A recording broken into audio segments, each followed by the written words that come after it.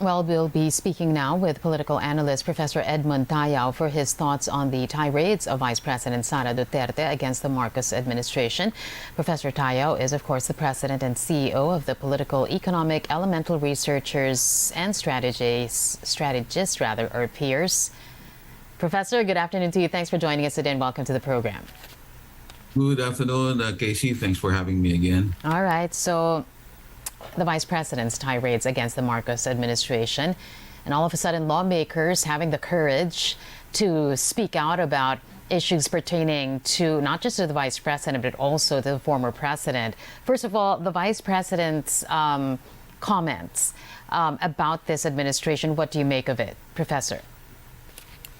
To be honest, I'm quite surprised. No, I wasn't expecting that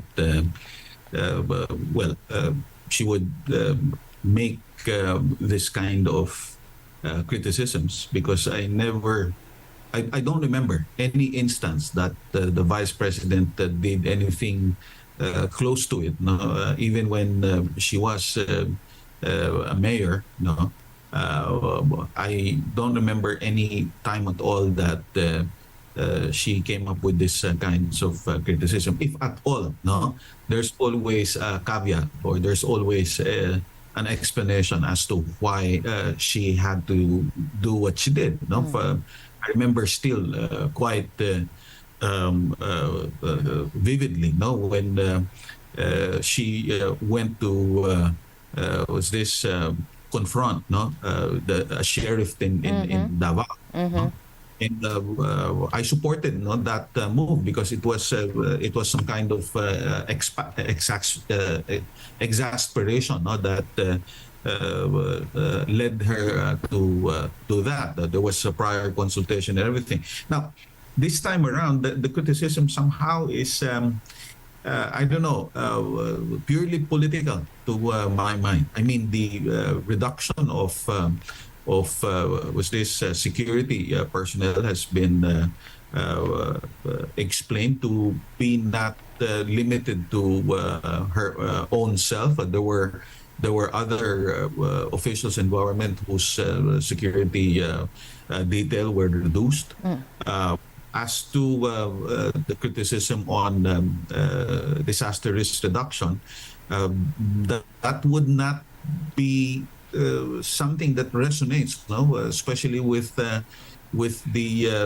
this as criticism of her still proceeding with her the family trip in Germany at the height of of a typhoon.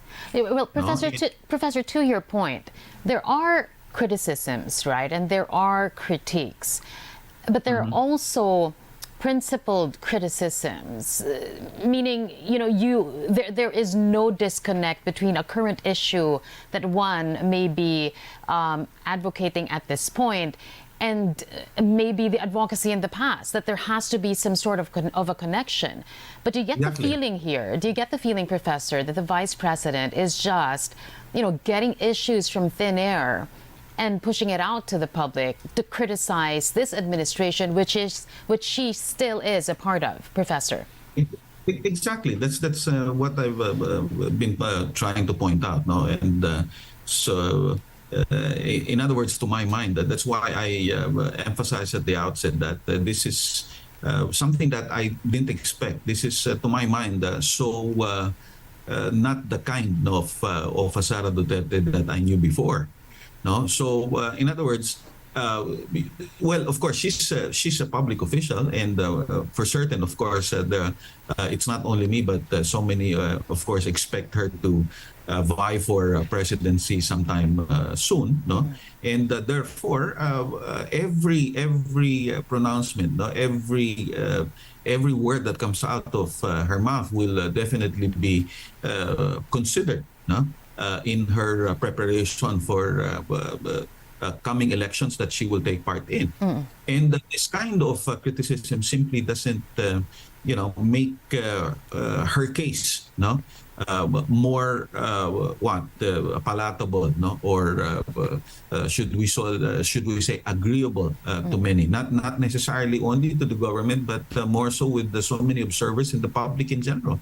Especially the issues that she chose. For example, when she mentioned that foreigners should not meddle in the nation's affairs, and yet we know at this point that Congress is zeroing in on EO13 and also the way the Duterte administration sort of opened and made the country vulnerable to their minds to China. So whatever she has been pointing out, it points back to her or maybe even her father. So was it wise for her to choose these issues? Go ahead.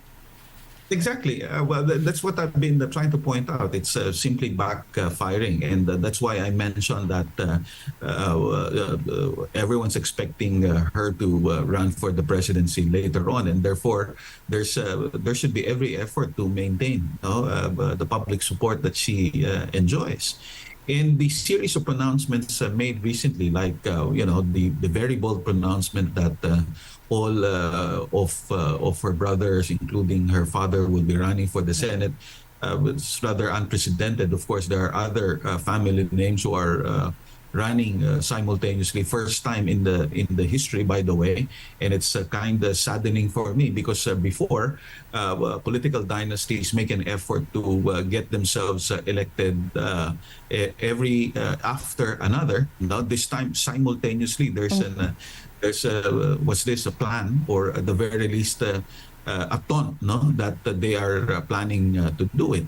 And then suddenly there's this criticism as well. And as you've pointed out, how can you criticize a government that is seemingly siding with or being bias in favor of a foreign power when during the time of your father there was also some at the very least observation of the same, albeit of course with another foreign power, but just the same. Of course, it's the same banana, so to speak. Yeah. So in other words, it's no longer the Sara before that. When she speaks, she focuses on an issue and offers an alternative. At the very least, offers a solution instead of just plain and simple criticism. And then, of course, we cannot not mention that part of her statement when she mentioned about the police to population ratio, the divide, the gap there. And then, in the same breath, that she's whining about how her security detail has been whittled down to just 400. Exactly. It doesn't make sense. It doesn't make sense. Actually, yung issue of ratio is just, to my mind, more of an aside, more of an excuse. Because at the end of the day, we're talking about the reduction of the security detail, and which is, of course, something to whine about if this is only applicable to one single person, which one single official, which is herself. But unfortunately, it seems, if the PNP statement is to be believed, not only the Office of the Vice President office, which was where security detail was decreased. It's also true with the other officials in government. No, so then we've established in the first part of this interview, Professor, that the statement seems to be lacking foundation. This is not, as you mentioned a while ago, the Sara that you knew. She seems to be just getting issues out of thin air. You say that it's also political. Well, let's talk about the timing and why. The overarching question here is, why is she doing this and why now? And is it the wise thing to do at this point, given that in recent surveys she has, her numbers are up there, Professor? To be honest, Casey, I have no idea. And I will be quite frank with you. I'm sure, of course, with the several interviews that we've had. I'm sure even the viewers know that I've been quite supportive of the Duterte administration. No? I was even appointed before as a member of the consultative committee to review the Constitution, no? And drafted the federal Constitution. And so we're just being really we're just being constructive, no? in our observations. And frankly, medyo nakaka-disappoint kasi if I'm the one handling or advising the Vice President in this regard, I will remind her of what happened with the Nograles before when not the Nograles, the Senator Villar and the former Vice President Binay, when they were at the very much earlier, no, whether or not they actually declared or not, they were already immediately identified as a presidential contender, and that every move should be very calculated. And in fact, it should be noted that the reason why she's very popular now is precisely because of the track record that she has, no? Not just being a Duterte, but the track record that she has that's independent and distinct from the father. Pero ito parang biglang lumiko eh. Pero on the other hand, Professor, one can argue that this is her. That she is now not being deliberate, not being measured. She's being authentic. She says what she wants to say. One can see it from that perspective as well. Well, you could say that, but what I'm saying simply is that from the perspective of a strategist, I would rather that I maintain, what has been before and what I became known for, and precisely the very reason why I enjoy the numbers. I mean, regardless anymore whether this is really the true character of the person or otherwise. As you know, of course, in politics, it's always something about packaging. It's always about pronouncements. It's always about perception ultimately. And so if you are to maintain that perception, you have to maintain that kind of persona. So I don't know. I'm out of words and reason why suddenly there will be this kind of pronouncements. Kumbaga parang hindi na pinag-isipan. It's off-the-cuff reaction, which is not going to be reflective of a good standing, no? Or it would not result to a good standing later on. All right. So you have the messenger, you have the message. Who's the intended recipient here, Professor? Well, the recipient can only be the public. I mean, there's a saying, no? And I'm sure you're very much familiar with it. The medium is the message. So, if to my mind, if my intention really is to write a particular policy, I would maintain a more professional tact and write a letter without making it public, and state my criticisms 1, 2, 3, 4, and 5 why I disagree with a particular policy, no, or a particular action on the part of the government, and recommend alternatives. But when you immediately go to the media without even giving much thought as to what alternatives you're going to offer, then to my mind that's just a pure and simple politicking. Would it be wise for her to continue on with her attacks against the Marcos administration this early in the game? And would you even call it, attacks, or just really just saying things? Because again, we go back to what we said a while ago. There's principled criticism, and then there's this. When she resigned as the DepEd secretary, that's simply saying the all gloves are off, no? And of course, criticism is therefore already expected coming from her. But my unsolicited advice is that criticism should also come with alternatives or solutions that may be considered by the government. I mean, if you're criticizing, there must be a solution that you are willing to offer.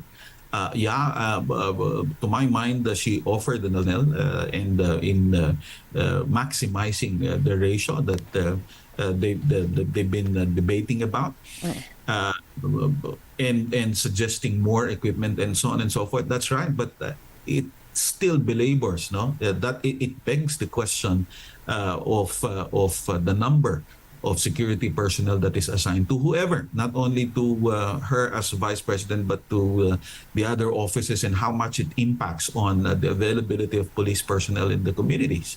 No, so as far as foreign relations is concerned, I don't remember any specific recommendation made, not by her, not by any official for that matter, criticizing the government, simply saying that war is imminent, as if everyone is being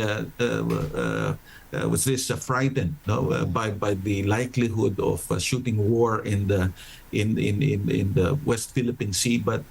No one has suggested alternative measures moving forward. Is there someone suggesting a closer coordination with our Southeast Asian nations, like probably a maritime law enforcement partnership with countries like Vietnam and Indonesia and so on? No one.